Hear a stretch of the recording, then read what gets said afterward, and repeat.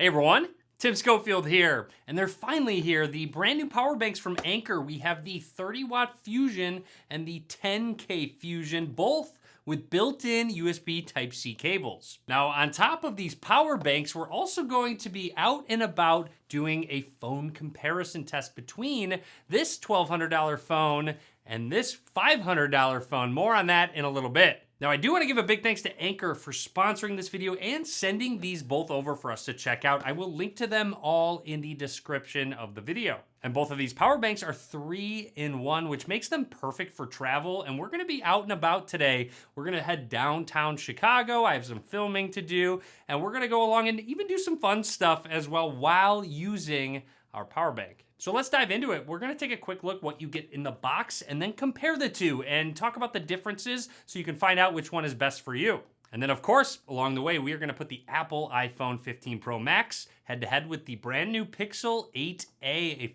$500 phone. Let's get started.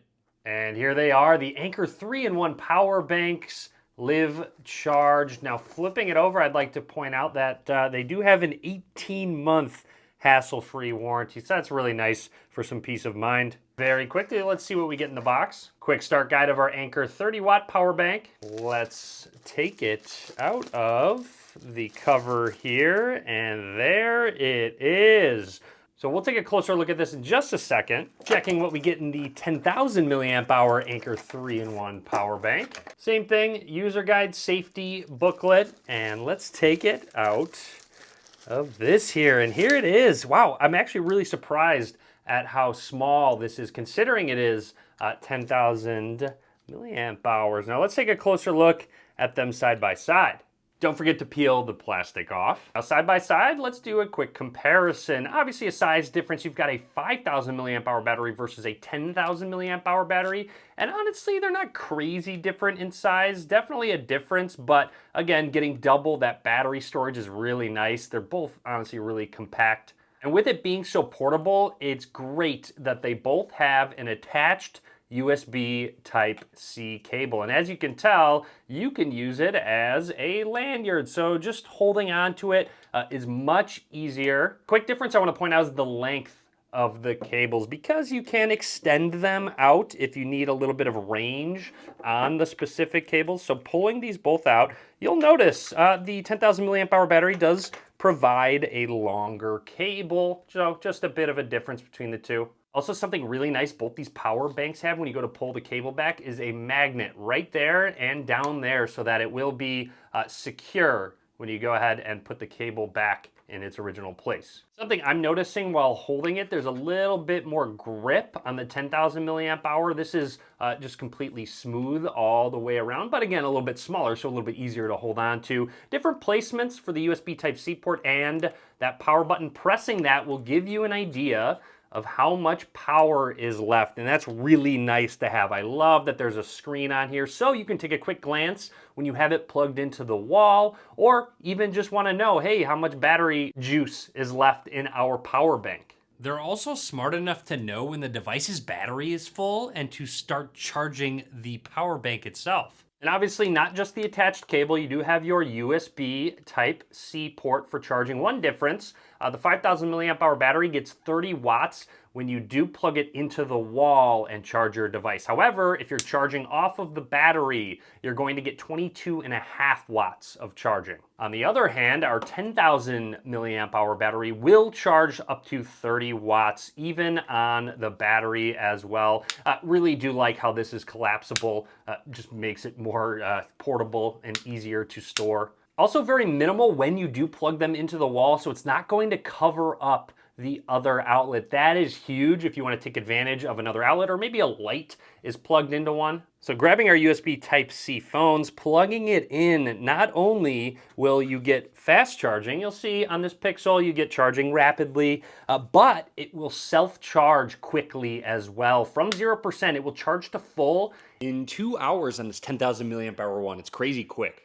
Don't worry, your iPhone via USB-C will take advantage of the fast charging as well, even a Samsung device, a ton of compatibility. So there you have it, a quick comparison between these two. Now, if I had a choice, I would go with the 10,000 milliamp hour. I like, it's a little bit bigger. However, that extra battery storage is super useful for me, especially, if you want to charge two devices at once via the attached cable, and you can connect your own. So now, let's grab our power bank and bring it out with us. We are going to downtown Chicago.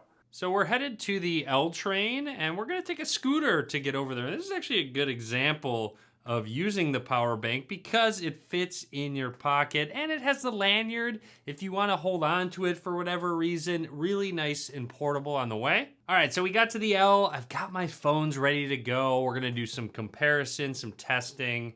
While waiting for the L, actually, we're just watching some videos on the iPhone, some nice entertainment, which of course is draining some battery. On our ride downtown, I wanted to play some games on the Pixel 8a with my Pixel Buds, but I actually forgot to charge the earbuds. So again, those use USB Type-C, so plug those on in. Once the buds were charged, it's time to do some gaming, and while charging, the lanyard can kind of stabilize your holding of the phone, and I do really like the 120 Hz screen on the Pixel 8a, and it gets a lot brighter than the 7a. While doing some extended gaming, I'll admit, the 8a got a little warm. However, the power bank didn't, since it has Anker's Active Shield 2.0. It's a dynamic temperature sensor that monitors the temps for continuous protection. All right, next up, it's time to do a quick selfie comparison. The lanyard makes it really easy to hold the power bank while taking pictures.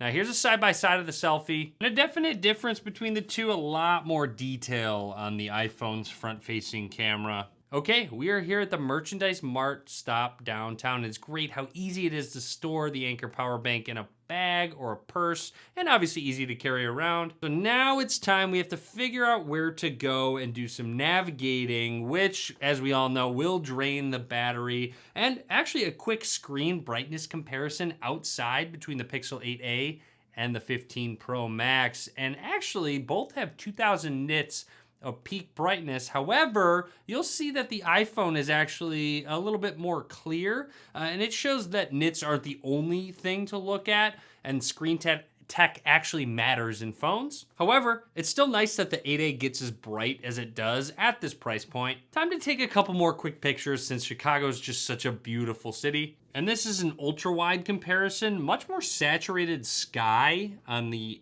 8a, but overall they both look really good, honestly.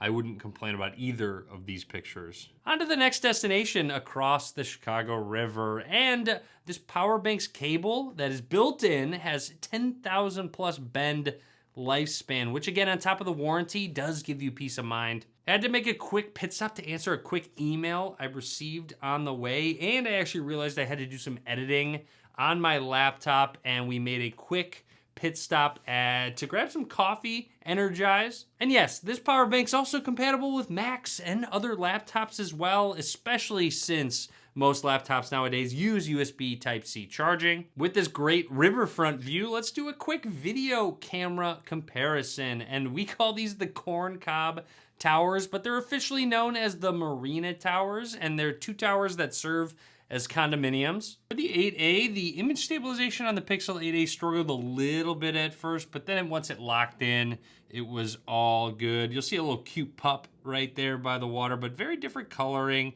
between the two, and just panning over, you'll notice some different HDR and some different color aspects. All right, moving along. I've got my power bank in my pocket ready to go, and it's easy to grab the lanyard and head out. So this is a perfect example of a great use case for our power bank because everything uses USB Type-C, and not just this pocket camera that I've been using a lot out and about filming. I use it all the time. It stabilizes, but this microphone right here also uses USB Type-C, and that's running low on battery right now, so I need to plug it in. I need a little more juice. I'm not quite done filming, so we are ready to go. Also, it's so great having this just handy in my pocket. It really doesn't take up that much room whatsoever. But all right, now it's time. Let's grab a quick snack. Okay, time for a portrait mode camera test. I've got my olive water here.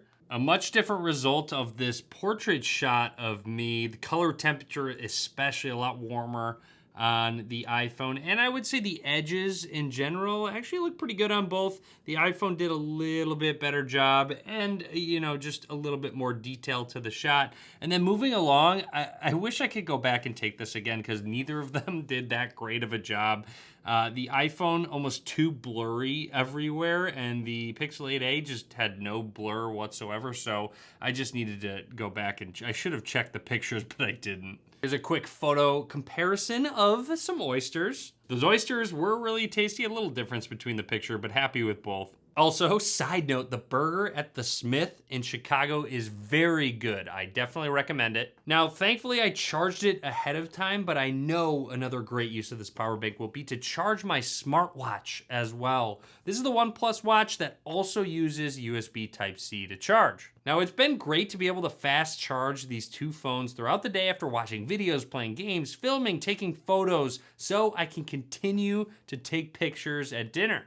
All right, we are back, and we do have charge on both of these phones thanks to our power bank that we brought with us.